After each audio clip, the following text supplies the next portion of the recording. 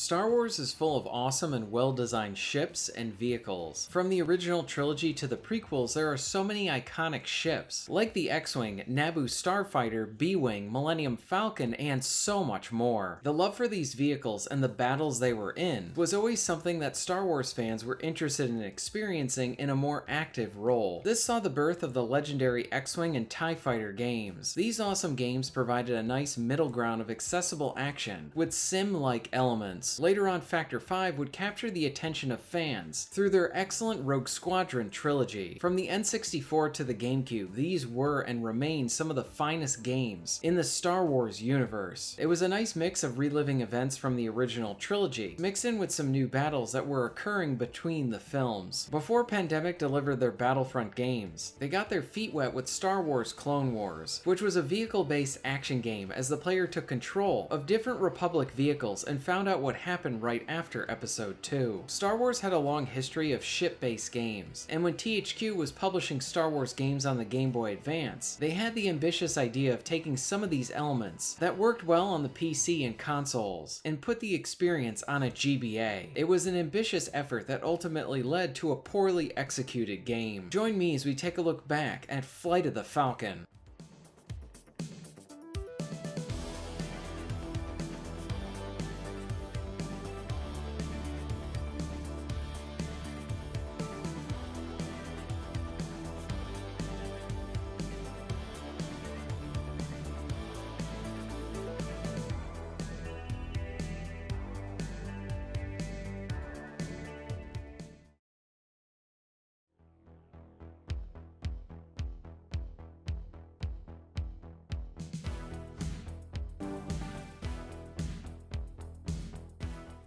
Within the portable space, THQ had the rights to the Star Wars license. During the life of the Game Boy Advance, they released several Star Wars games. Their first was a port of Jedi Power Battles. This was a hack-and-slash brawler that covered the events of Episode 1. While some enjoyed the action, it had many flaws and ultimately came up short to its console counterpart. Following this was Episode 2, Attack of the Clones. This game would see players assuming the roles of Anakin, Obi-Wan, and Mace Windu, as they experienced action sequences from the film. This was both panned by critics and fans for being an awful game. The controls were clunky and awkward, the level design was boring, the platforming didn't work properly, along with many other issues. There were some vehicle-based levels, and while these were praised as the best parts of the game, they were very messy to look at and couldn't save the entire thing. Following this was a completely original game that took place after Episode 2, called the New Droid Army. This took on an isometric perspective and saw players controlling Anakin. While the critic response to this title was average, there are many fans that really enjoyed this one, and praised it for going in a new and better direction than the prior Episode 2 game. And this brings us to THQ's final Star Wars game on the Game Boy Advance. At this time, the Rogue Squadron games were at an all-time high, and THQ was interested in delivering a similar experience on the GBA, and work on Flight of the Falcon began.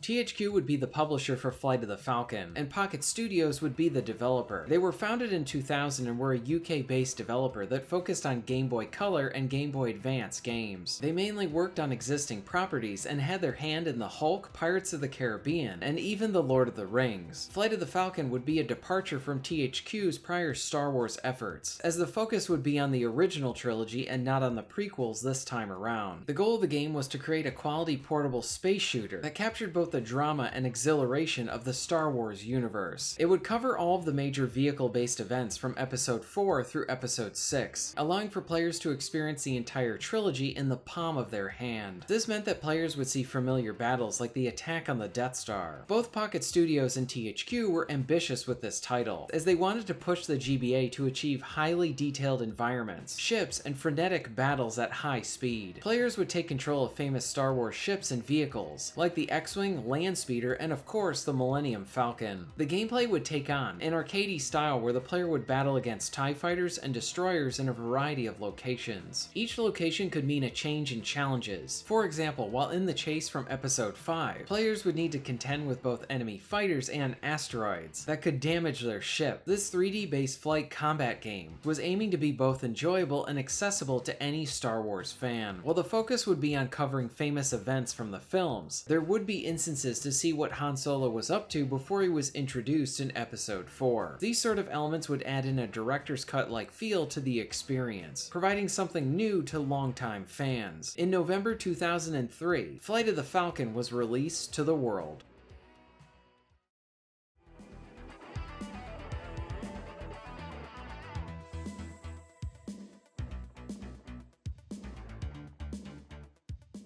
Flight of the Falcon is a space arcade shooter, with some interesting ideas but poorly executed results. The idea to put a game of this type on the Game Boy Advance is a good one, and has worked for other games on the same system, but the end result for Flight of the Falcon is a messy game to look at, and gameplay that needs a considerable amount of refinement, along with better level design. Honestly, while the first mission can be a bit tedious, it is decent and provides some fun, but as it drags on, it slowly reveals many of the gameplay problems, like how TIE fighters and the stars blend into each other, making it hard to see enemies at times. While the game is not good, I will give the developer credit that unlike THQ's Episode 2 game, this actually feels like there's respect for the source material, but the ideas did not match what they were trying to do on the GBA, nor use the GBA to the best of its ability.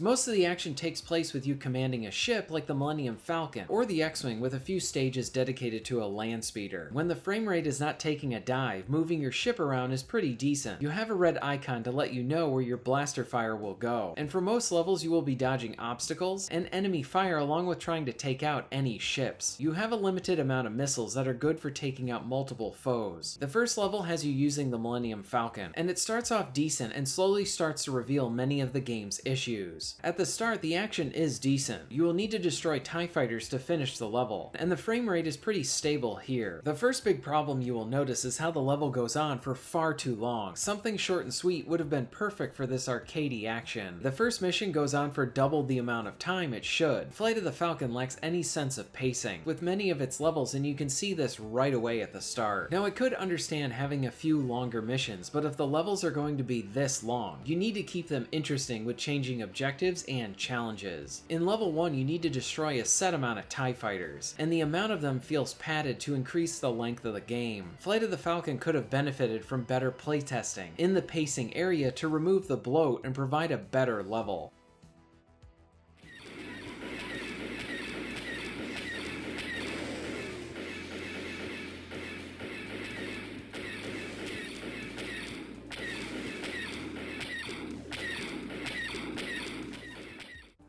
Another thing you will notice about around the midpoint of the first level is how you will fight many TIE fighters who are far away, and this becomes a problem because the TIE fighters are these gray specks and can blend into the background with all of the stars. This is really annoying as you try to make out what is a star and who are incoming enemies. Along with this, much of the shooting takes place at range, and you cannot enjoy much of the action since you are so removed from it. A red icon is used for your aiming, and this makes shooting enemies at a distance very hard, since it usually covers an entire TIE fighter. My suggestion would have been to make the TIE fighters stand out more from the background, along with having the action in the range from mid to close, instead of so far away. Keep the action closer to the player. I never had a problem aiming at a TIE fighter who was close to me. For helping with making the enemies pop more, would be to add in some sort of subtle outline to them, so that you can easily make the distinction between a star and a TIE fighter. Now, like I said, the action in the first level is actually decent, and has issues, but there is some fun to be had here. Sadly, in the second level, everything falls apart.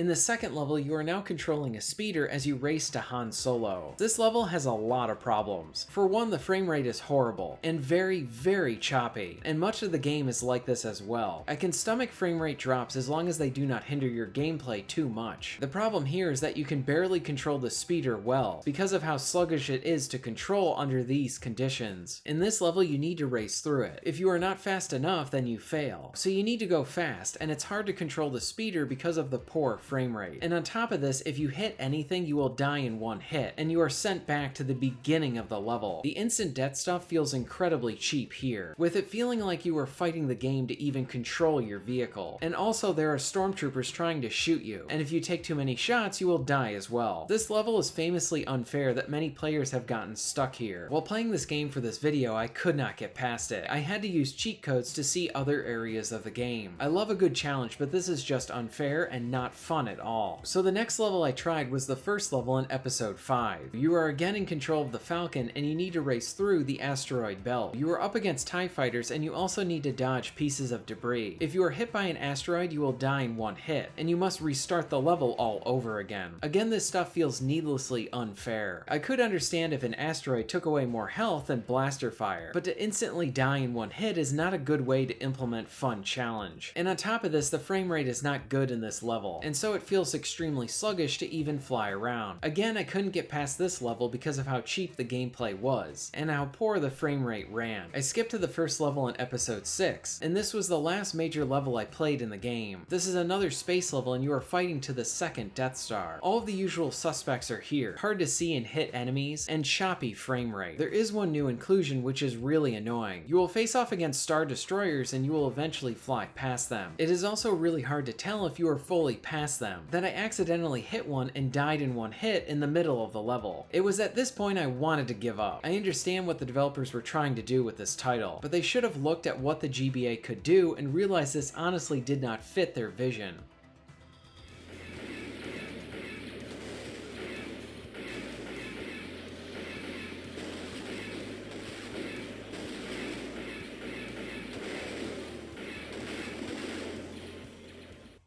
Now I want to discuss the bonus mode. This mode plays completely differently than the main game. It is a side-scrolling shoot 'em up, and honestly, it's pretty good. So much so that this should have been the main game. It runs well, the frame rate is stable, I can see where my enemies are, and there's a bunch of pickups to grab. I was honestly having a lot of fun with this mode. There are some cheap spots, like how you can easily take multiple laser shots, and cheaply take too much damage. But outside of this, it's genuinely fun. This bonus level is honestly what I was hinting at before. This side-scrolling format of gameplay is a perfect fit for the GBA. This should have been the base for the entire game. I wish that the developers took this idea and added some more stuff to it, and this was the main experience. For example, you earn points between waves, and what if you could use those points to upgrade your ship with more shields, better firepower, or higher frequency of pickups? Maybe tie the points to unlockables like gaining access to new ships. You could still experience the original trilogy in this format, and I think playing Hoth in this format would have been really fun. Look, I'm no game designer, but this is where the talent of making games comes into play. Seeing what your system or platform can do, and what it does well, and then finding ways to create mechanics that work best on that system. The developers forgot to find the fun with their main game, and I think they accidentally found it with this bonus mode. Star Wars Flight of the Falcon has some great ideas, but they are poorly executed and honestly do not work well on the Game Boy Advance. When so many issues pop up within the first level, you know your game is in trouble. This does not feel play-tested, and if it was, then the people that play-tested it did not do a good job. The first mission reveals how this game has major pacing problems, with levels lasting way too long to the point that they become tedious and turn into a chore. Many times enemies will easily blend into the background and are often way too far away. The second level is an awful roadblock that shows the very worst on what this game has to offer. If you cannot manage to get a stable frame rate, then the developer should have found a new avenue to deliver their game in. And what is funny is that the bonus mode is like night and day compared to the main missions. The bonus mode is actually fun and what the entire game should have been. Star Wars games had a rough go while THQ was handling them for the GBA. I do not recommend Flight of the Falcon. If you're interested in being notified of new videos, please hit the subscribe button and bell. And if you'd like to support the channel and get early access to content, please check out my Patreon. All of the links will be at the end of this video and within the description. And thank you very much for watching.